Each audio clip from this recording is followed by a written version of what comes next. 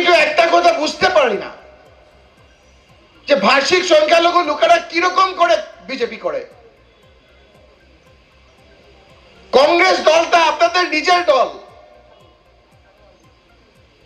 1885 সালে কংগ্রেসের জন্ম।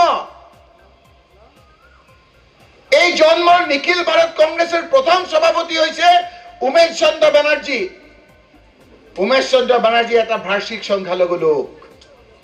কংগ্রেসের জন্ম হয়েছে বাঙালি সম্প্রদায়ের একজন বলিষ্ঠ নেতার সভাপতিত্বে।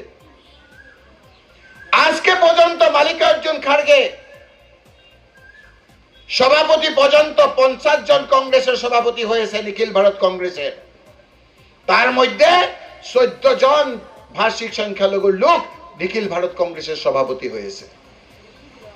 দেখান বিজেপি কোন বাঙালি সম্প্রদায়ের লোক আপনাদের নিখিল ভারত কংগ্রেসের সভাপতি হয়েছে? বিজেপির কোনজন আপনার সভাপতি হয়েছে অল ইন্ডিয়া বিজেপির?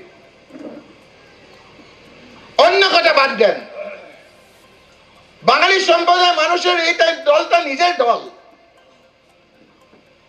নেতাজি সুভাষচন্দ্র বসু নিখিল ভারত কংগ্রেসের সভাপতি ছিল।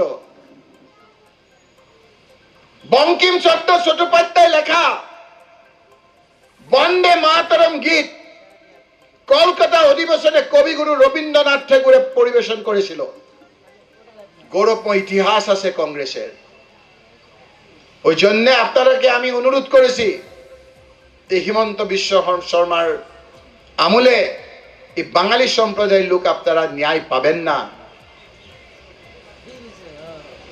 আপনারা কোন তো বাঙালি সম্প্রদায়ের লোক? হিমন্ত বিশ্ব শর্মার মন্ত্রিসভায় ব্রহ্মপুত্র ভ্যালিতে একজন বাঙালি সম্প্রদায়ের মন্ত্রী আপনারা দেখান। বিজেপির নেতাকে আমি অনুরোধ করেছি যে একজন ব্রহ্মপুত্র ভ্যালির ভাষিক সংখ্যালঘুর নেতা মন্ত্রী দেখান। আপনারা কত ভোট দিলেন বিজেপিকে? একজনও নেই। একজনও বাঙালি সম্প্রদায়ের লোক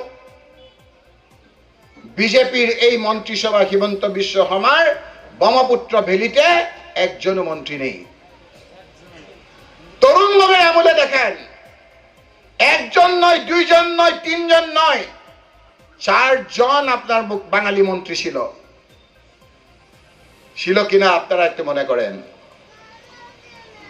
দত্ত রঞ্জেন্দ্র কুমার দে, গৌতম রায়, আর কে, চন্দন সরকার,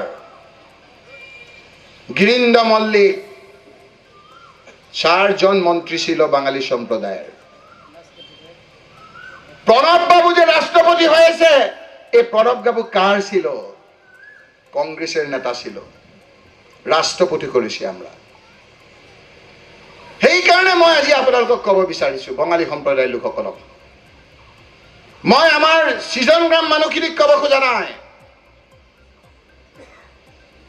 মই বৰপেটা সমষ্টিৰ লোকক ক'ব খুজিছো। এইখিনি বৰপেটা সমষ্টি।